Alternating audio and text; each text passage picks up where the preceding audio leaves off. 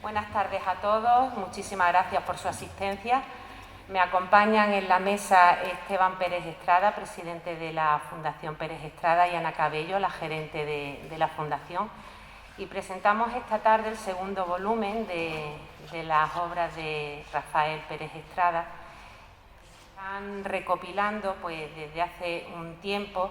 Es una obra que andaba bastante dispersa, poco catalogada, y bueno, gracias al esfuerzo primero de Paco Ruiz Noguera, que hizo el primer volumen de poesía, y ahora de Jesús Aguado, un experto en la obra de Pérez Estrada y crítico y editor, pues publicamos también con Renacimiento todo lo que es su obra de prosa. La intención, pues, terminar de la publicación de todas sus obras a través de otros dos volúmenes que luego ya pues nos explicará Ana con más detalle, los primeros trabajos y teatro y entrevistas. Catalogar, recopilar toda la obra de Pérez Estrada, así como toda la cantidad de actividades que hacemos en torno a su figura, lo venimos haciendo ya desde hace unos años a través de la Fundación, gracias a Ana, a la maravillosa labor que hace Ana, que encuentra conexiones con todo lo que se pueda uno imaginar a través de la obra de Pérez, tanto sus dibujos como sus escritos. Realmente hay pocas personas que hayan tenido el don que él tuvo, ¿no? Que todo lo que hizo lo hizo bien y que se le daba bien el dibujo, la literatura, la poesía, el teatro, cualquier cosa a la que él se quisiera dedicar. Para nosotros es un orgullo llevar hacia adelante esta fundación. Seguimos trabajando, creemos en ella y sobre todo en la capacidad que tiene de penetración en nuestra sociedad para poder llevar definitivamente con el tiempo a todos, sobre todo a los más jóvenes, que es un trabajo también en el que hacemos mucho hincapié toda esta obra de este maravilloso malagueño. Así que, sin más, le cedo la palabra a Esteban Pérez Estrada. Gracias. Yo solo quiero expresar mi alegría por ver cómo poco a poco se van cumpliendo las diferentes etapas que nos marcamos desde el fallecimiento de mi querido hermano Rafael, que el próximo mes de mayo harán ya 22 años. Lo primero fue crear una fundación y desde ese momento que se creó la fundación siempre he encontrado el cariño y la ayuda de las distintas corporaciones de este ayuntamiento. La verdad que siempre se han volcado con la idea de Rafael y con la idea que yo tenía de que el nombre de Rafael no se perdiera con el paso de los tiempos. Todos nuestros deseos e ilusiones se están convirtiendo en realidad gracias al empuje, dedicación y la imaginación que yo creo que se le ha contagiado de Rafael, de nuestra querida gerente Ana Cabello, a la que desde este momento reitero mi profundo agradecimiento. Por último, también agradecer la magnífica labor realizada por el que fue amigo de Rafael y que ahora yo lo considero como un gran amigo, Jesús Aguado, que ha sabido ordenar y dar forma a este precioso ejemplar y que sé que ha sido una tarea nada fácil. Para terminar, repetir la alegría que la familia y en particular yo tenemos en este momento por el nacimiento de esta obra de Rafael, esta obra reunida. Muchas gracias a todos.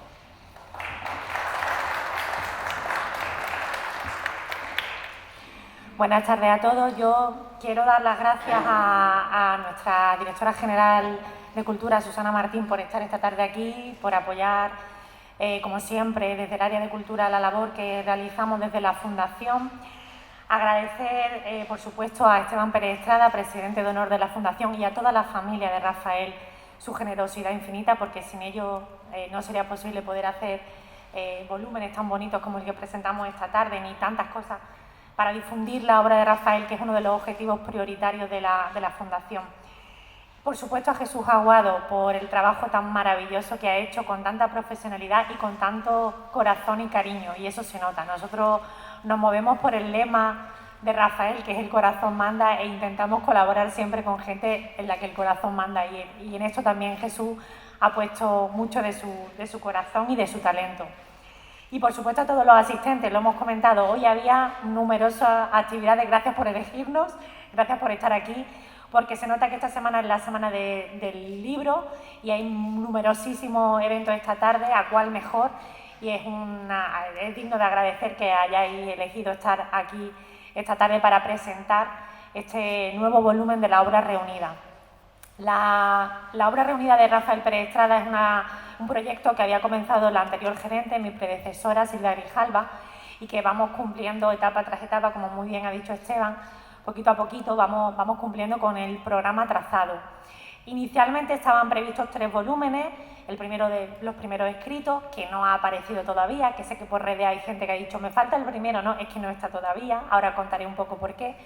El segundo volumen, que fue la poesía, que como muy bien ha dicho Susana Martín, editó nuestro querido amigo y poeta Francisco Ruiz Noguera, que además presentamos aquí, en este Salón de los Espejos, en marzo de 2020, muy poquito antes de que nos cambiara la vida a todos y nos confinaran por la pandemia. Este es el segundo volumen que publicamos, que es el tercero dentro de la obra reunida de la prosa. Y preparando el primer volumen nos hemos dado cuenta de que era necesario crear un cuarto volumen, que será de teatro y entrevistas, porque además las entrevistas de Rafael son muy divertidas y muy teatrales, en el que recopilaremos solamente el teatro y las entrevistas, y este va a ser el cuarto volumen que saldrá en el tercer lugar. Y hemos dejado para el final el primero, porque los primeros escritos de Rafael son muy heterogéneos y es el volumen más complejo.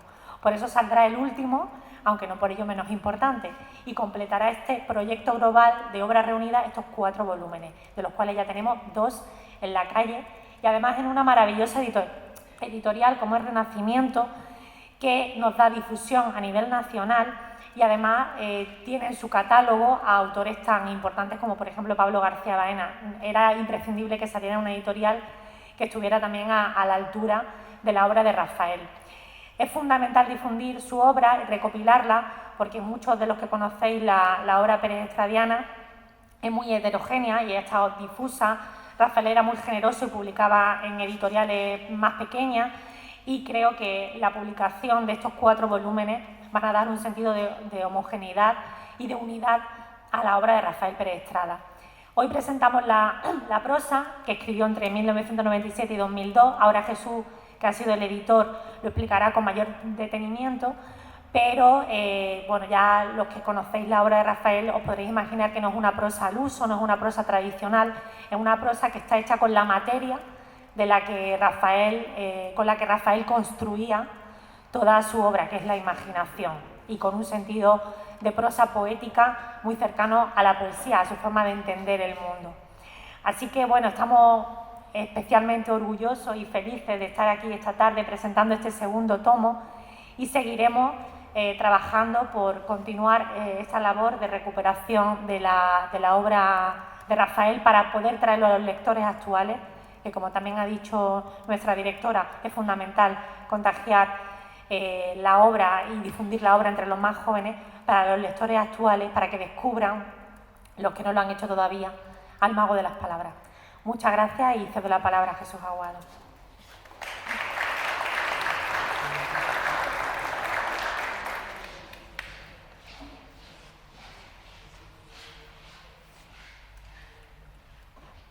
Bueno, buenas tardes y muchas gracias primero al Ayuntamiento, a la Directora General, a Esteban Pérez Estrada, hermano de Rafael, y por supuesto a Ana Cabello, directora de la Fundación y alma mater de este proyecto. Yo creo que la tarea principal, una de las tareas principales y fundacionales de esa institución era que la obra de Rafael Pérez Estrada estuviera ordenada, disponible en ediciones serias que se distribuyeran, y eso ya se está consiguiendo. Con el primer tomo publicado, con una edición maravillosa, eficaz, profesional de Francisco Ruiz Noguera, y luego con este segundo tomo de la prosa de Rafael.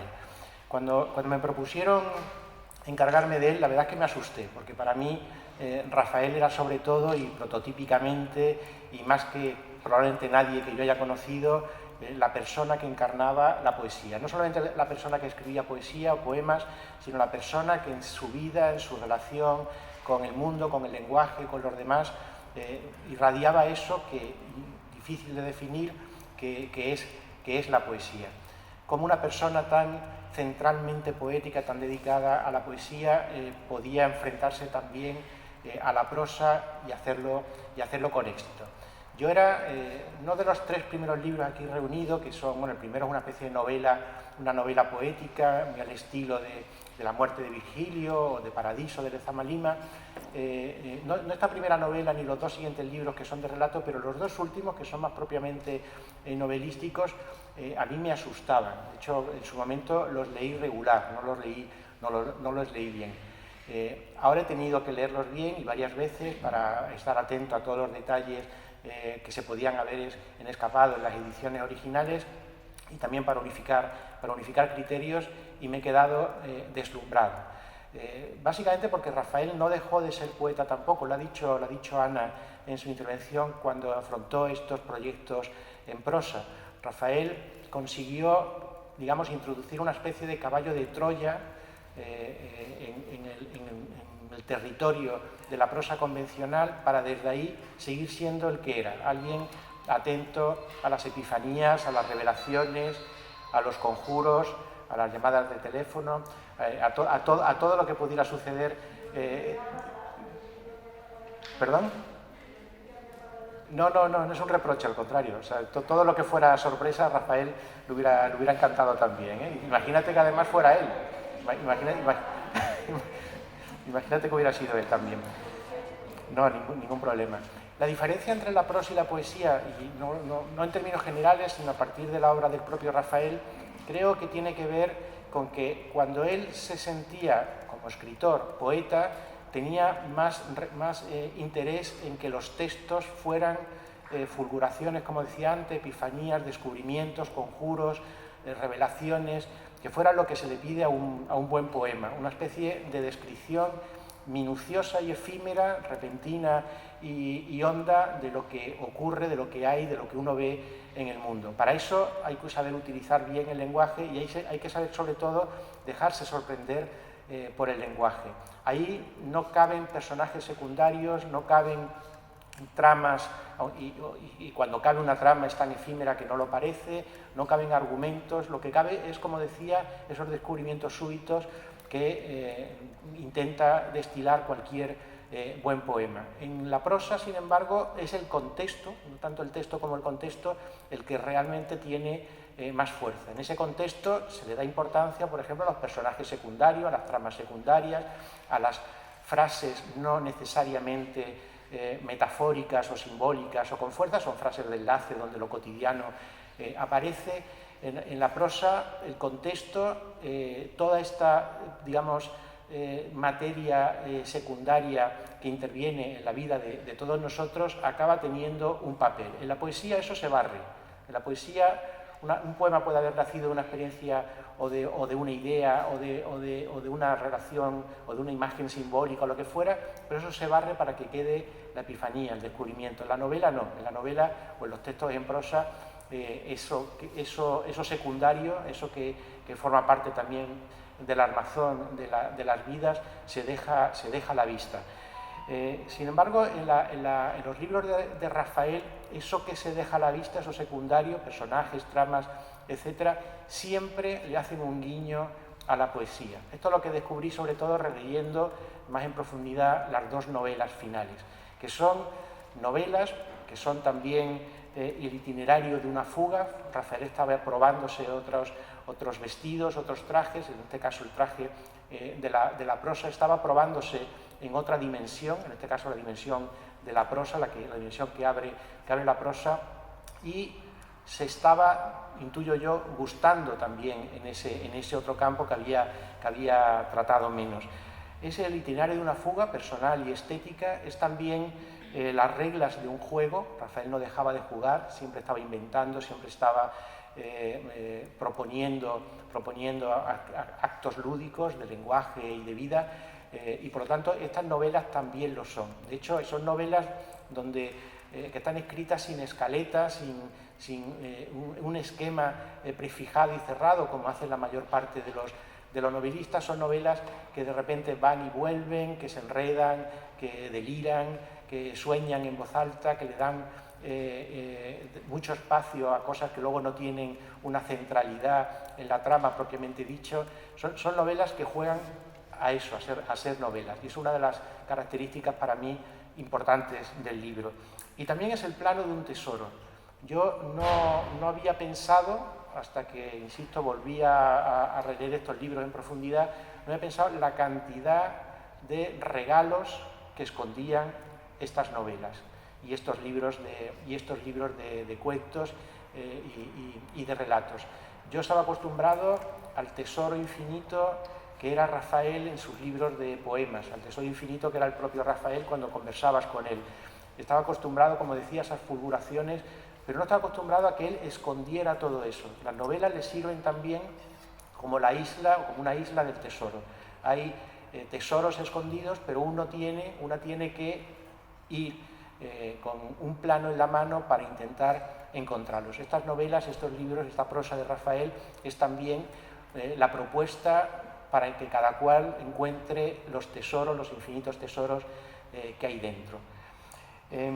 Bueno, como ha dicho también Ana, son 5 libros, los 5 libros que él publicó de narrativa en vida. Ulises, o el libro de las distancias, que es como un poema en prosa, lo he dicho antes, o una novela poética. A él le gustaba mucho La isla sin aurora, de Azorín. Yo he citado Paradiso, de Lezama, que también le gustaba mucho. Son novelas, pero se pueden leer como poemas. Luego están 2 libros de relatos, El muchacho amarillo y La sombra del obelisco. Luego, si me da tiempo, leeré un pequeño fragmento de cada uno de los 2. Y luego La extranjera y El doctor Arpo, que realmente acaban relatando una misma historia en distintas fases. Se desarrolla en el Peñón del Cuervo, hay psicoanalistas, hay personajes estrafalarios de todo tipo. Ha quedado rara la frase, parece que estoy diciendo que todos los psicoanalistas son personajes estrafalarios, no lo son. Pero es que lo de la novela sí que lo son.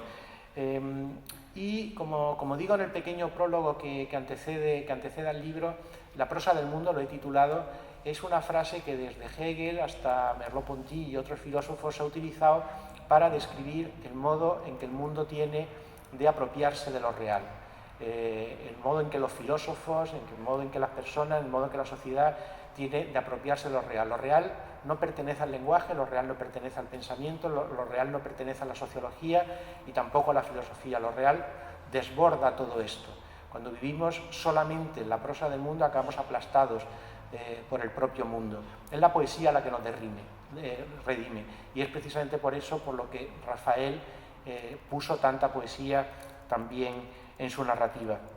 Y el último detalle que me gustaría resaltar es que, a pesar de que son novelas propiamente dichas, novelas que esconden tesoros poéticos, novelas que pueden leerse también como largos poemas o novelas que pueden leerse también como largas bromas, también son novelas, sobre todo las 2 últimas, con un enorme, explícito y muy claro contenido, digamos, crítico. Es crítico con los usos sociales, es crítico con las políticas o con ciertas políticas, es crítico con lo que hace la historia con nosotros, y eso, en medio de tanto juego, de tanta poesía, de tanto delirio, acaba haciéndose también muy claro y muy explícito. Yo creo que esta condición crítica de Rafael no siempre se resalta y a mí me parece enormemente importante.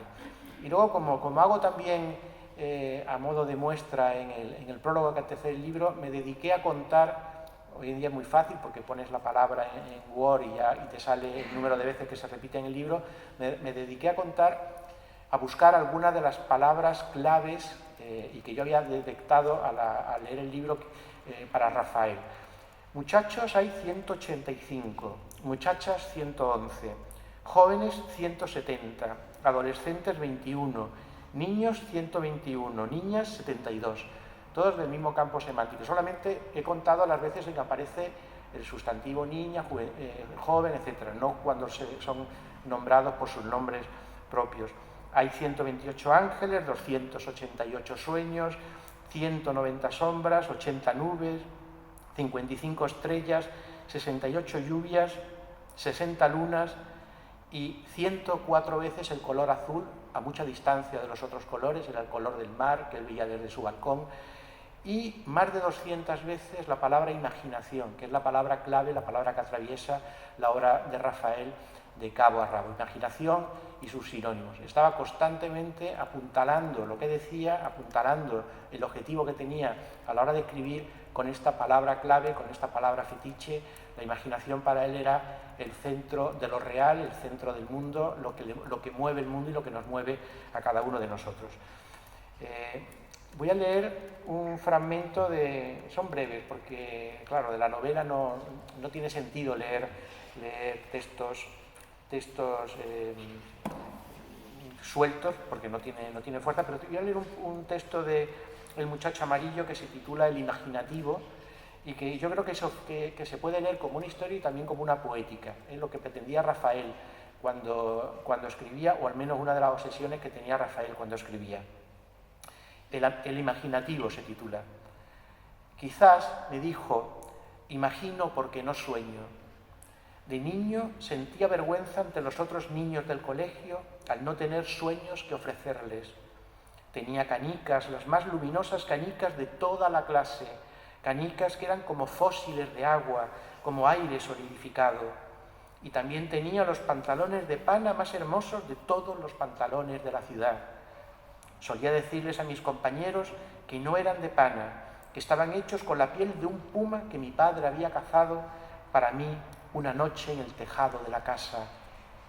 Y también tenía una jaula repleta de moscas verdes, casi metálicas, que vendía en la clase de latín cuando las declinaciones, siempre las mismas, se ponían insufribles. Pero pese a toda aquella magnificencia, envidiada por los demás alumnos, no tenía sueños y debo reconocerlo, esta carencia me hacía sufrir de tal modo que corría peligro de convertirme en un muchachito huraño. Así que para que nadie descubriera mi tragedia, no me quedó otro remedio que inventarlos. Creo que instalé en la imaginación una cadena industrial de fabricar y envasar sueños, todos diferentes, uno para cada noche. Nunca se lo he dicho a nadie, me aseguró no sin cierta complacencia dramática, pero en este oficio de creador de sueños acabé por dejar de dormir. Soy, concluyó, feliz de sorprenderme, un insomne millonario en sueños. Como si conmovido por su propia teatralidad estuviese a punto de emocionarse, me contó, adelantando los acontecimientos, el sueño que a la mañana siguiente les narraría a sus antiguos compañeros, jubilados hoy, pero tan adictos a sus historias que no dejaban de reunirse con él ni un solo día. Por mi parte le propuse que se dedicara al cine. Con el mismo esfuerzo y energía que aplicaba en inventar sueños, podría crear un imperio cinematográfico. Pero él, que era poco práctico, no quiso escucharme. Cerró los ojos. Supe que ya estaba en plena producción onírica. Los sueños le obsesionaban. El otro también tiene que ver con los sueños, pero lo he elegido porque es un pequeño texto, en este caso del Obelisco. Lo he elegido, es también muy breve, porque al abrir al azar el libro me encontré con la fecha del 23 de abril, que es el Día del Libro. Estamos en la semana del Día del Libro y me pareció que era oportuno leerlo. Además resuena con el anterior también. La noche del 23 de abril de 1985, una encantadora muchacha de Chelsea, una amiga entrañable y secreta de Brian Livermore, tiene un sueño terrible. Ella, de siempre amante de las buenas costumbres y los valores conservadores, se ve envuelta en una aventura de inspiración romántica. Está en una playa, un lugar solitario. El mar, insistente, golpea un rompeolas de guijarros brillantes. Parece como si alguien hubiera dispuesto una partitura barroca a gusto con la ira del océano. Solo la durmiente conoce el valor de este concierto único. La verdadera singularidad del sueño reside en ser la soñadora testigo indiferente de cuanto ella misma, desdoblada en tercero, hace en su visión. Ahora la muchacha se ve enlutada y solemne. El bajo del vestido está manchado de algas y espuma de mar. Oscuras nubes apenas se sostienen en la brumosa transparencia de un cielo gris. El viento es monótono y barre la arena de la playa. La mujer, vista por la muchacha que duerme, intenta en vano protegerse. La secuencia siguiente es impensable y responde a la lógica de los delirios. Han dispuesto una mesa, un tapiz de terciopelo la cubre. La mujer escribe una carta. Es su despedida. Su serenidad no es bastante para ocultar el miedo que siente. De fondo, un pelotón, un cruel grupo de fusileros mandados por un capitán. En la lejanía inexplicable, un reloj alza la medida imperecedera del tiempo. Ruidosas, las gaviotas sobrevuelan la playa. La vuelta a la realidad, que es un luminoso amanecer, coincide con el grito de fuego. La muchacha abandona el lecho, huye por el jardín. Nada más se sabrá de ella. Una leyenda enfermiza y victoriana atribuye a esta soñadora un cambio radical en su vida después de un sueño impropio. Ciertas noticias tratan de su presencia en Sicilia junto a una partida cruel de bandoleros.